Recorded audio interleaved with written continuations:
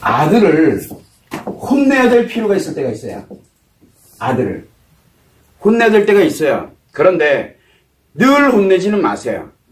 늘 혼내지는 마시고 이 아들에 관련된 부분에 이런 잘못, 우리가 보통 보면은 잘못이라는 게 있거든요. 명백한 잘못. 명백한 잘못에 관련되는 건 어떤 경우에 타이를 세요. 웃는 표정으로 그냥 그래 괜찮아 그럴 수 있어.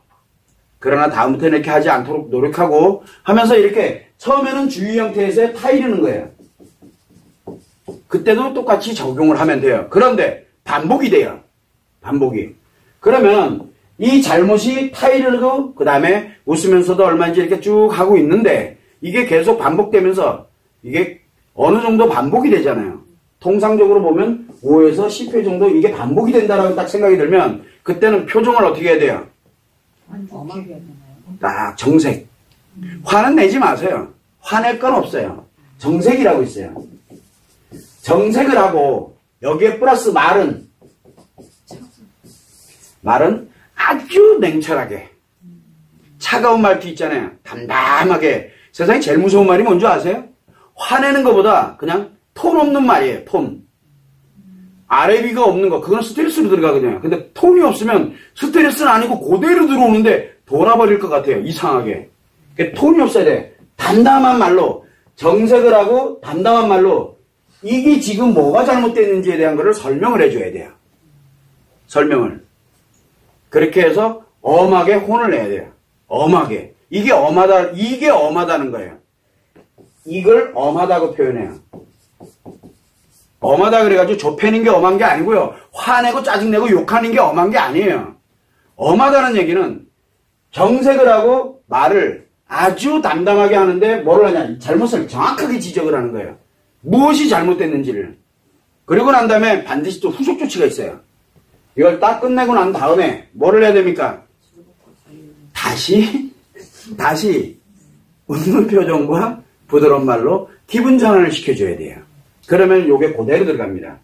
요거 몇 번 반복하고 나면 다시는 이런 잘못 안 해요. 이게 굉장히 중요하거든요. 근데 사람들은 대부분들 화를 내고 꾸짖으려고 들어요. 화를 내고. 그러면 엇나가요. 왜? 스트레스이기 때문에 그 말이 안 들어온다니까, 아들들한테는. 그렇기 때문에 엄하게 하되 요렇게 해놓으면 정색하고 말을 하면서 잘못에 대한 걸 정확하게 지적을 하고 그리고 난 다음에 뭐 1분이 됐던 아니면 10분이 됐던 딱 그런 다음에 맛있는 거 먹지 해가지고 싹 푸는 거예요. 원래대로 돌아오는 거예요. 이게 굉장히 중요해요. 그래도 나는 너를 믿어. 웃으면서. 요때도 뭐를 해야 돼요? 스커트는 입어야죠. 요때도. 그러니까 여자는 여잔데 이 여자가 굉장히 엄하게 자기한테 얘기하는데 논리정연하게. 근데 그게 원래는 스트레스로 들어와야 되거든요. 근데 이렇게 해놓으면 스트레스가 안 들어가요. 뭐가 들어가요 그러면? 머릿속으로 쏙 빨려 들어가요. 요거 남편들한테 적용해도 딱 맞아요 이게. 그런데 여러분들은 아직은 남편에게 이렇게 할 그게 안 되잖아요. 화부터 내잖아. 화부터. 그래서 안 되는 거야. 그래서 하지 마라 그러는 거예요. 제일 중요한 건 아들들한테는 이게 돼요. 여러분들 할 수 있어요. 그리고 난 다음에 반드시 원래대로 되돌아오게 되면은 그 아이는 원래대로 돌아옵니다. 그리고 잘하는 건 또 잘하는 거고 이렇게 얘기를 해주면 돼요. 반복하지 마세요. 이런 거는. 너 옛날에 이런 식으로 가지 말고 그거는 지나간 거예요. 아이들한테는. 조금 지나면 그 아이가 원래대로 돌아옵니다. 그거만 인내가 좀 필요하지만 그렇게 오래 걸리진 않아요. 그래서 혼낼 때는 아주 엄격하게 엄하게 혼을 내야 돼. 엄하다는 게 이거예요. 정색하고 말에 톤이 없어야 돼요. 그것만 여러분들이 참고를 해두시면 됩니다.